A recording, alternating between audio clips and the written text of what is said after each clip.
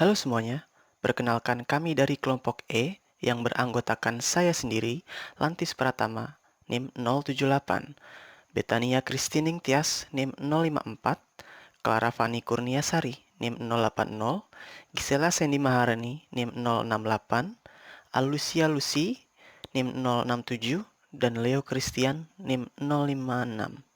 Pembahasan kelompok kami adalah Securing Information System.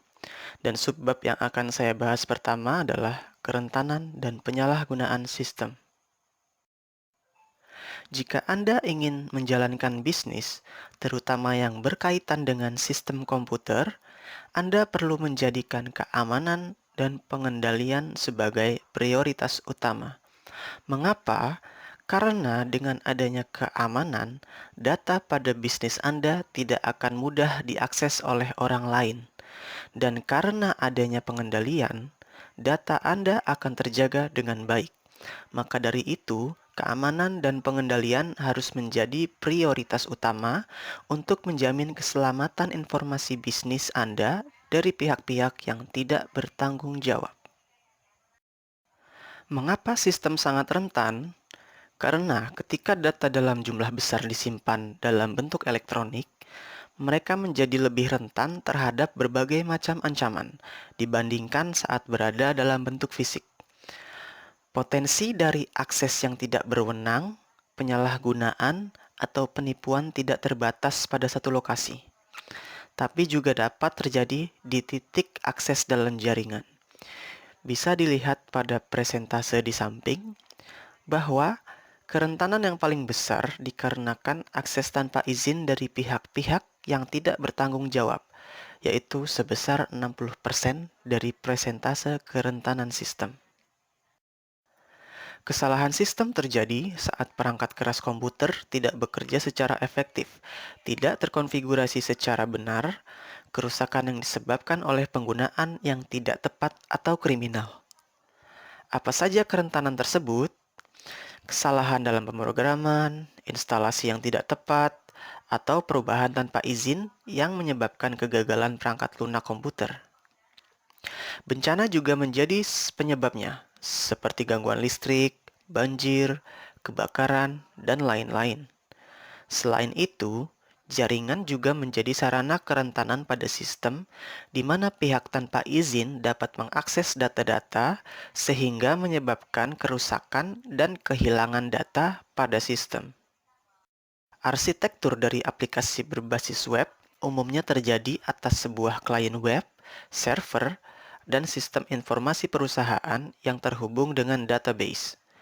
Setiap komponen mewakili kerentanan dan tantangan keamanan. Seperti contohnya yang tadi, banjir, kebakaran, gangguan listrik, dan permasalahan lainnya dapat mengacaukan jaringan melalui titik manapun. Kerentanan internet. Jaringan publik yang luas seperti internet lebih rentan jika dibandingkan dengan jaringan internal, karena terbuka secara virtual bagi siapa saja. Internet begitu besar sehingga ketika terjadi penyalahgunaan akan memberikan dampak yang sangat besar. Ketika internet menjadi bagian dari jaringan perusahaan, sistem informasi organisasi akan semakin rentan terhadap pihak luar. Komputer yang terhubung dengan internet melalui kabel modem atau jalur DSL, dengan kata lain Digital Subscriber Line, lebih terbuka terhadap penetrasi oleh pihak luar, dikarenakan mereka menggunakan alamat internet tetap yang mudah untuk diidentifikasi dan menciptakan target tetap bagi para peretas. Kerentanan juga meningkat melalui email secara luas, pesan instan, dan program pembagian arsip peer-to-peer atau P2P. Email dapat berisi surat lampiran di mana karyawan dapat mengirimkan rahasia dagang penting, data keuangan, atau informasi rahasia pelanggan kepada penerima yang tidak dikenali. Kemudian peer-to-peer, seperti pembagian musik secara ilegal yang memungkinkan transmisi perangkat lunak berbahaya. Tantangan keamanan nirkabel. Apakah aman untuk login melalui jaringan di tempat umum? Hal tersebut bergantung pada kewaspadaan masing-masing pengguna. Pengguna harus tetap waspada karena jaringan nirkabel mudah dipindai atau di-scan. Keamanan jaringan 802.11 lemah, dan Service Set Identifier atau SSID mudah diretas sehingga memungkinkan pihak-pihak yang tidak bertanggung jawab menggunakan data-data Anda melalui jaringan nirkabel. Perangkat lunak berbahaya. Perangkat lunak berbahaya atau dalam bahasa Inggrisnya adalah malicious software program disebut sebagai malware dan mencakup berbagai ancaman seperti virus, worms, Trojan horses, spyware, dan lain-lain.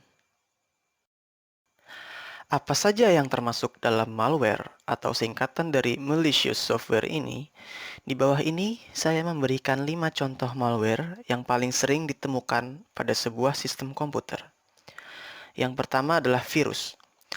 Virus adalah program komputer yang dapat menggandakan dirinya sendiri dan menyebar dengan cara menyisipkan salinan dirinya ke dalam program atau dokumen lain dengan cara menyamar sebagai suatu program tertentu yang mendorong penggunanya mengakses program tersebut. Yang kedua adalah worm. Worm ditujukan kepada program yang hanya menggandakan dirinya sendiri pada memori komputer. Perbedaan mendasar dari worm dan virus adalah virus menginfeksi target kode, tetapi worm tidak. Worm hanya menetap di memori. Yang ketiga adalah Trojan horses.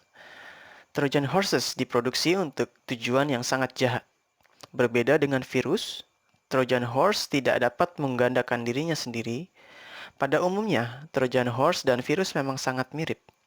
Tetapi, Trojan horse lebih jahat dikarenakan dapat menurunkan kecepatan komputer atau kinerjanya dan menghapus file-file pada situasi tertentu.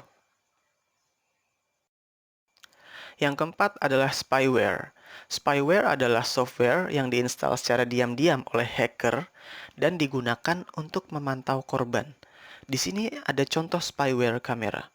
Seorang hacker menyisipkan spyware ke dalam CD, kemudian pengguna yang membelinya atau mendapatkan CD tersebut membukanya di komputer miliknya. Biasanya sih isinya kosong atau berisi file-file yang sesuai ketika membeli. Tetapi di dalamnya terdapat spyware yang terinstal secara otomatis ketika menjalankan CD tersebut.